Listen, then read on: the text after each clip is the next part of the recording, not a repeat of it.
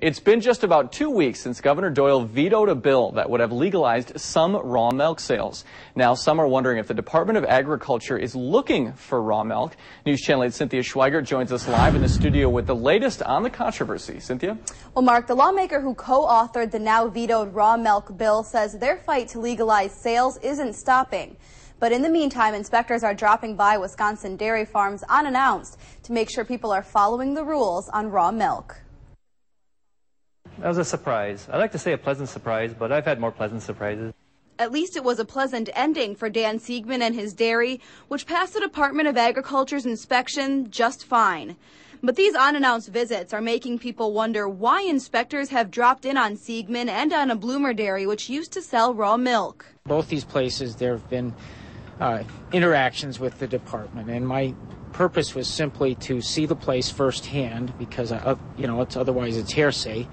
And then just to let them know where we're coming from now that the raw milk bill has been vetoed. Even though the bill stopped short at the governor's desk, Representative Chris Dano says the issue isn't dead. What will be happening is it's fully my intention to reintroduce a bill next session. And we'll have to go through the whole process all over again. That's the way it works.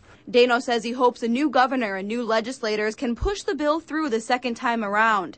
He says until then, farmers wanting to sell raw milk just need to be patient. We're trying, and we're going to keep working. And the thing is, the status quo isn't working forever. This status quo isn't working. And Siegman says where there's a will, there's a way to get raw milk. If the law stays the way it is, raw milk consumption will remain underground. You can bank on that. Now, Siegman says producers who had been selling raw milk now have a surplus of it.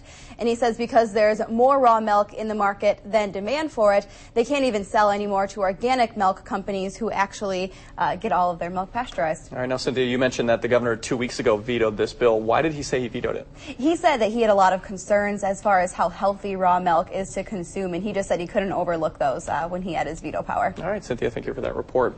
Now, investigators in Minnesota have found a fifth person who got sick after drinking raw milk from a dairy farm about 2 hours west of Minneapolis.